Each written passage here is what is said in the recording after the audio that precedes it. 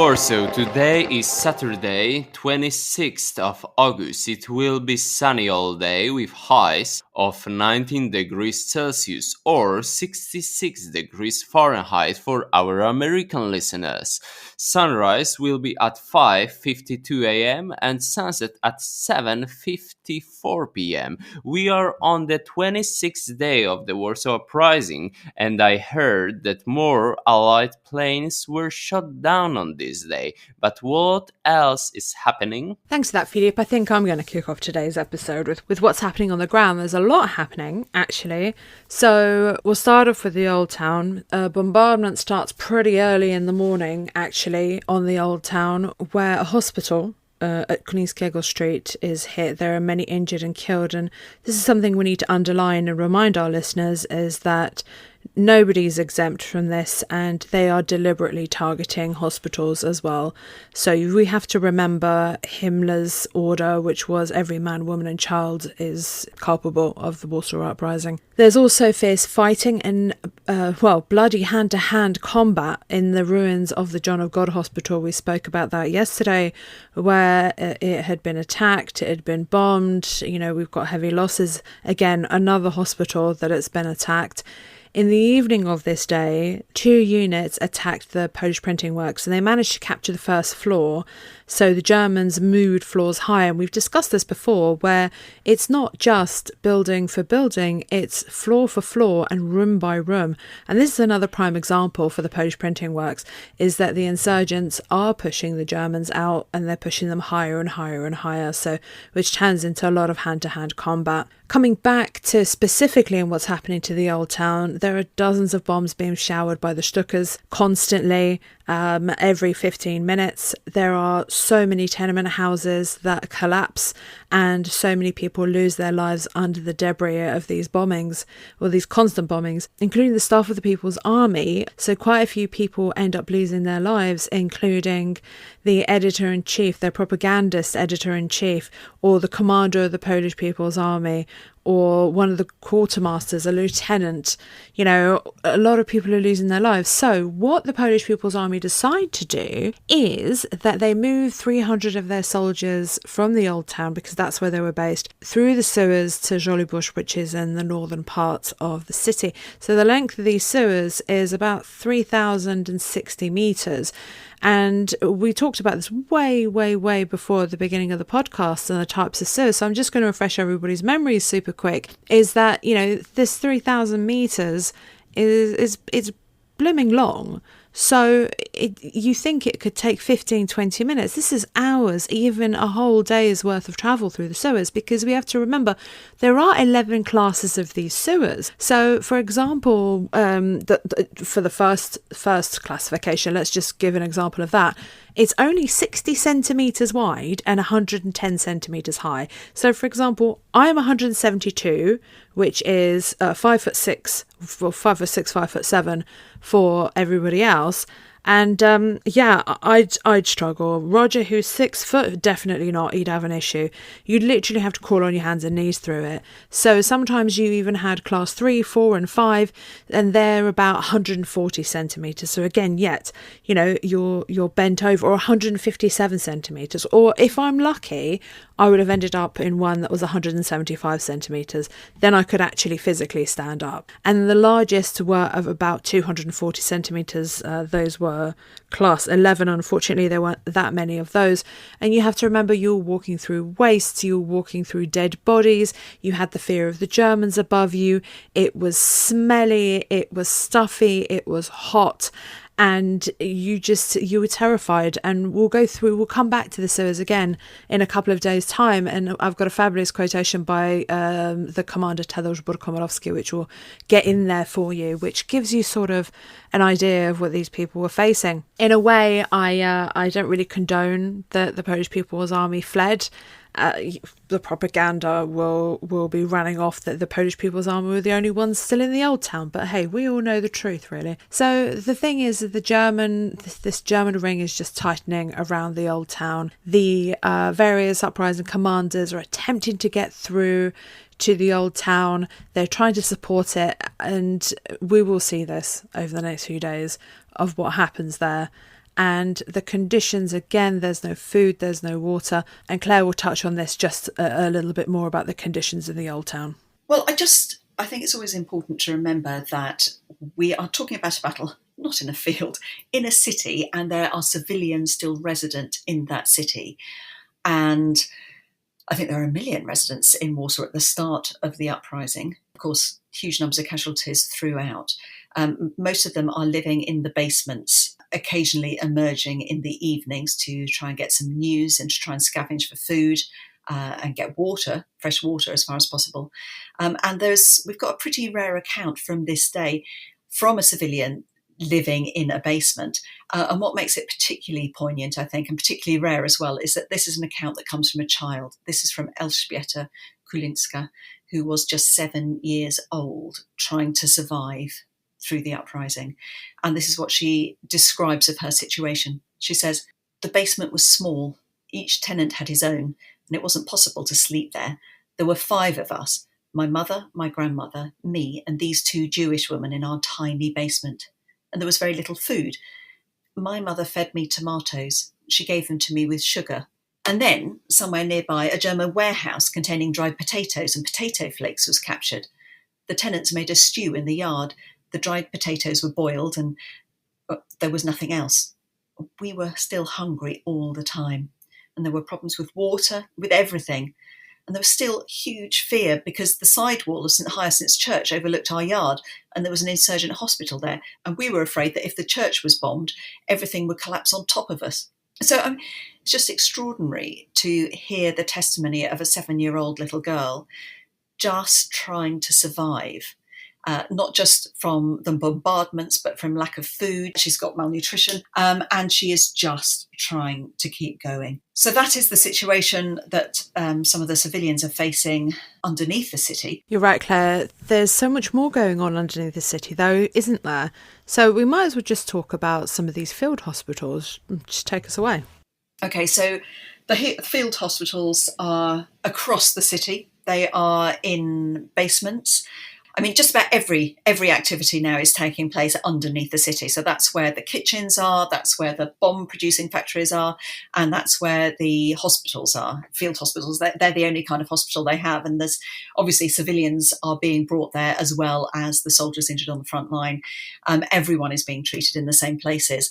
So incredibly difficult conditions. Obviously, there's constant bombardment, there's constant fire in the streets upstairs. The hospitals are overcrowded. They're very stuffy, full of flies.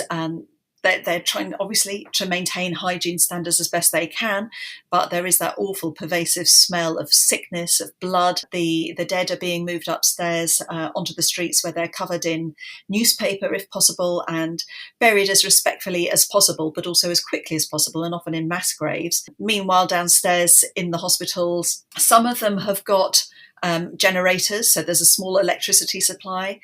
Some of them have got electric fans between the beds, but there's not much of that. And then you've got the wounded and the sick as well, and there aren't enough beds for them, so a lot of them are lying on the floor in between beds. And we've got some witness testimony, people like Zoe's friend, Dr. Sophia Franio.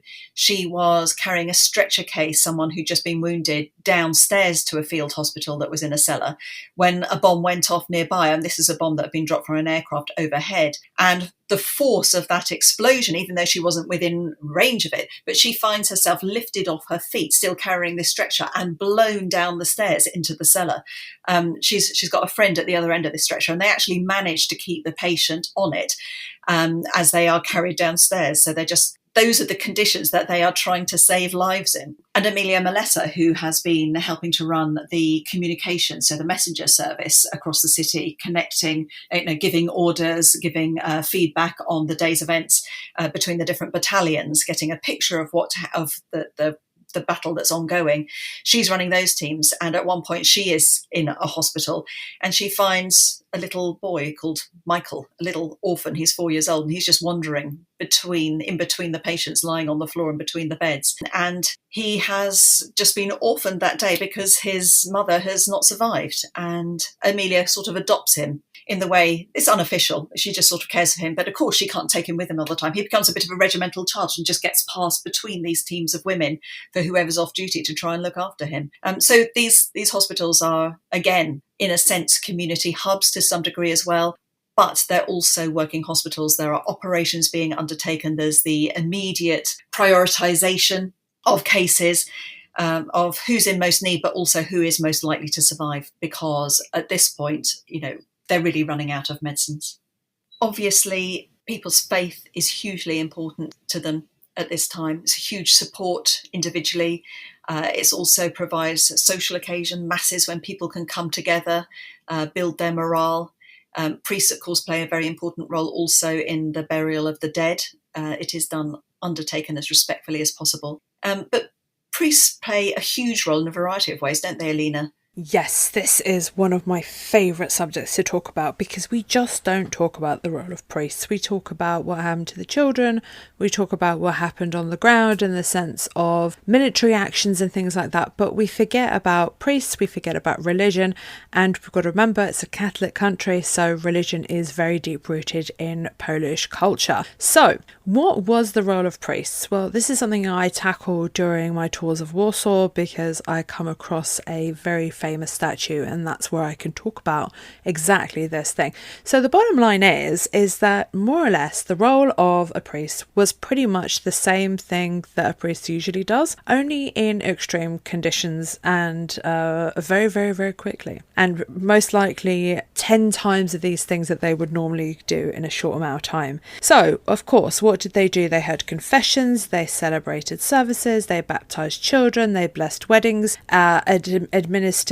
rites to the dying, and of course one of the most important things was conducted funerals. The other thing we don't usually talk about is that priests also took on the role of nurses, as did nuns as well. They took on the role of nurses, and sometimes they would spend their days ripping up bed sheets, ripping up clothing, something to make bandages, something to make any sort of wound wrap, anything of those kinds of things.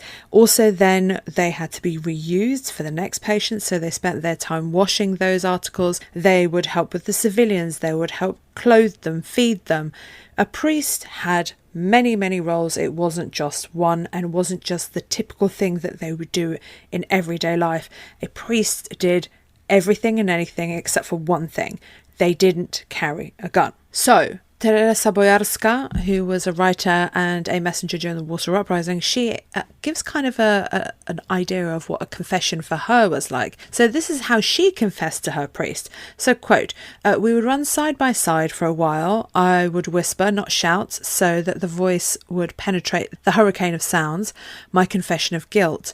A raised hand, the sign of the cross, ego te absolvo. Da da da da da. Instead of the confessor's finger knocking on the confessional tray, a volley of noise would ring out." So this is, these are sorts of things that people are doing. They're not necessarily going to a church specifically to have confession. They would do it when and whenever they could.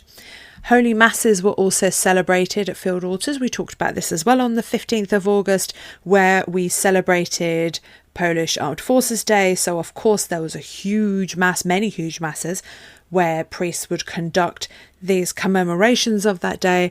They would be surrounded by falling bombs, shooting, and every time people would hear a bomb or the whistle of a bomb, they'd throw their hands, they would bow their heads or throw their hands over their heads in fear of getting hit by a shrapnel.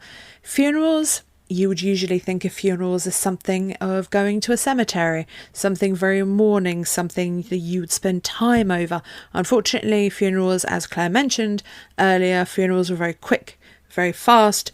You would bury a person as fast as you could with respect, not in a cemetery, because nobody had the time to congregate in a cemetery and there wasn't any room either. So people would congregate on a street, in a park, anywhere there is greenery, in the courtyards of apartment buildings, and all those places where you could bury somebody. As an example, a couple of days ago I said that Jan Potolicki was buried in the middle of the street of Smolikowskiego Street. There's an amazing photograph actually of him Priests and chaplains were very much appreciated by people like Tadeusz Komorowski and Antoni Chruściel, who was heading the Warsaw Uprising. They made sure, or they sent out orders regarding daily prayers during the uprising. So people would participate in Mass, people would participate in all those sorts of things. And you can see some fantastic photography, fantastic photos of Mass happening. And Mass, remember, wasn't always in a church. Mostly a church would have been completely bombed out by this point. Instead, they would have been done in courtyards, they would have been done in basements, they would have been done anywhere where you could get a small group of people together to be able to conduct Mass. The other thing I haven't touched on, and I'll do very quickly, is weddings. We did talk about that when we talked about Bolesław and Alicja Biega and their wedding, and over 200 weddings happening. So priests, and probably most likely more weddings than that happened, just they weren't necessarily registered. And it was an incredible moment where, you know, you could get married and you have that moment of joy and happiness. So, but for me, I want you all to listen to at the time he was a priest. So Stefan Wyszyński. He was a priest who was in the Campinos forest region, so up in the northeast of the city. And Stefan Wyszyński conducted a lot of different jobs like he did above. He, for example, would quote from him, I came into contact with a group of girls who served as messengers. I heard their confessions, served them, sometimes warned them, gave them advice. And I knew one thing. They were capable of any sacrifice, convinced that they were fulfilling a sacred duty. From these girls, there was a lot to learn. Not only did they fight, they taught with their attitude. We buried them in the Polish soil too. So, if you don't know this name of Stefan Wyszyński, then you may remember him as Cardinal Stefan Wyszyński. If anybody's watched the inauguration of John Paul II, you will notice that he is the first person to bow down and kiss Pope John Paul II's ring, and you can see Pope John Paul picks him up and kind of stops him from bowing down to him. That's because he has so much respect for this man. He did a lot during the communist period. I would encourage people to go read about Stefan Wyszyński, an absolutely incredible human being, but most people don't know that he participated in the Warsaw Uprising, and this is going to be his quotation, and this is one of my favourite quotes by Stefan Wyszyński, and it's heartbreaking at the same time, but also very, very powerful. So I'll let you all listen to it yourselves. The hospital was filling up very quickly. Soon it became too small. We had to put the wounded soldiers wherever we could. We took over the entire house and the house next door. Confessions were usually held for those waiting for a surgery here in the chapel. They were brought in on stretchers and some on blankets. Here they waited. Then they were transferred to the operating table. The sheets and blankets they lay on were soaked in blood. I remember the operation of a courageous soldier whose leg had to be amputated. He said he would agree to the operation on the condition that I stood by him the entire time. He grabbed my hand and held it until the sedative took effect. I was then terribly dishonest because when I felt that his hand was weakening, I ran to the others who needed to have a confession or be prepared for the next operation. To be on time, I arranged with the doctor that he would call me immediately when my soldier started to wake up. In this case, there was no other option. I came in just in the time when he was waking up after the surgery. This for sure, he is one of my favourite people in the uprising, and I just love his strength. But we've been talking a lot what's been happening in the old town. We've been talking about the hospitals and priests and everything else. But what is happening in the air? Roger, tell us what's happening there. Well, it's just a sort of stark reminder on the 26th of August of the international operation to try and supply Warsaw, which is still ongoing, and the cost of that. There were two Halifax bombers that are of the Polish Special Duties Squadron, which are flying out of Brindisi, as we've spoken about before, and flying up to drop supplies over Warsaw. Two of those were lost on the 26th. in the skies above Hungary. Both lost with all hands, so 7 crewmen in each Halifax. So it's just kind of a reminder, I suppose, that effort is still going on, and it's still going on and still bringing a huge personal cost to those trying to supply Warsaw.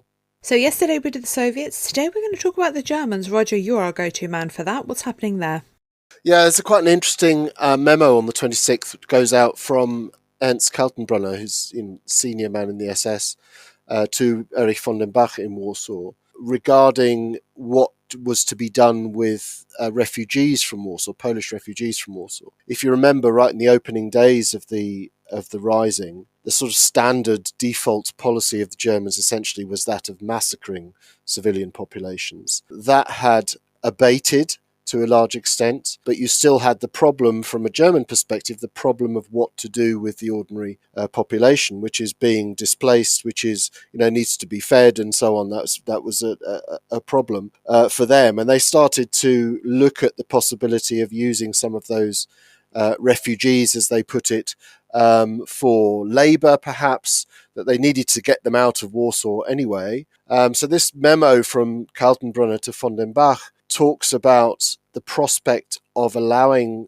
large numbers of evacuated people from Warsaw into the Reich itself, and he says that was ill-advised. He says because it would disturb the state of security from the point of view of the police. So the secondary recommendation that he makes is that the civilian population from Warsaw should be sent ultimately for forced labour, but via the concentration camp system. So they should be filtered first through the concentration camp system. And that, of course, is what happens through the transit camp at Pruszków, which we'll talk about in due course. And this is why, huge numbers of Warsaw, particularly women from Warsaw, end up in places like Bergen-Belsen concentration camp in central Germany, but also Auschwitz. There was a sort of subsection of Auschwitz-Birkenau, as Alina well knows, which was set up to accommodate predominantly Polish women from Warsaw. So this is kind of adding insult to injury to a large extent, that even civilians from Warsaw end up in the German concentration camp system. Thank you so much for listening to Day 26. We gave you a slightly longer episode today. We're making up for lost time yesterday. It's so amazing to have all of your support. Remember, do leave us that 5-star review. And just a reminder, in case you didn't listen to yesterday's episode, we are on YouTube. So if you prefer to listen to YouTube, we are there. Go subscribe and go and give us some great comments and some likes on our episodes. We will see you tomorrow for Day 27.